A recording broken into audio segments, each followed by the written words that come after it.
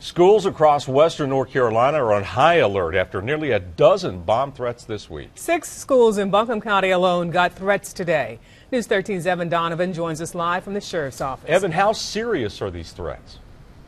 Yeah, well, Larry, Sheriff Van Duncan says they're taking these threats very seriously, even though they believe the group of individuals who may be responsible for making these threats might not be located in the county or even in the state and just targeting the Asheville area for kicks. But at this point, they really don't know.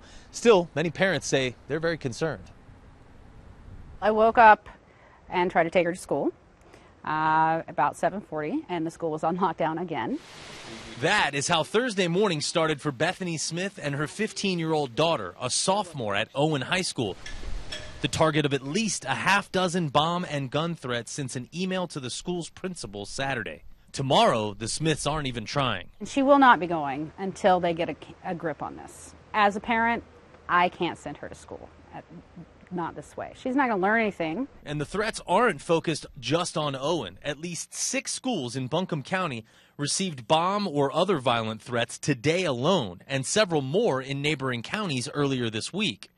Sheriff Van Duncan has involved state and federal officials in the investigation. What we found out was we were dealing with a group of individuals who are doing something that is commonly referred to as swatting, where they try to get a law enforcement response to a school, government entity, or a residence. Duncan does not believe the group poses a credible threat, but they're responding to each threat specifically, sweeping schools with a bomb-sniffing canine and increasing law enforcement presence throughout the county to try to calm anxious parents. It makes you a little nervous, but when I walked in the door, I seen Sheriff Van Duncan here, and that made me feel a lot better. They should be able to go find that person and put them in jail, and then look at our children and say, we found them. It's over. It's safe to come to school.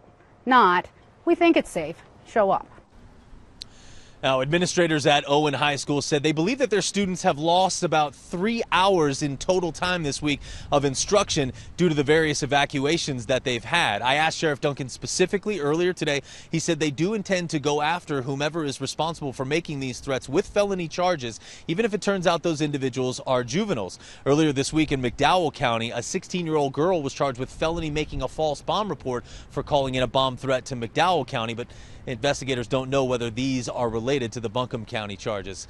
Still, that carries with it a maximum of just over 3 years in prison if convicted. Larry, Darcel?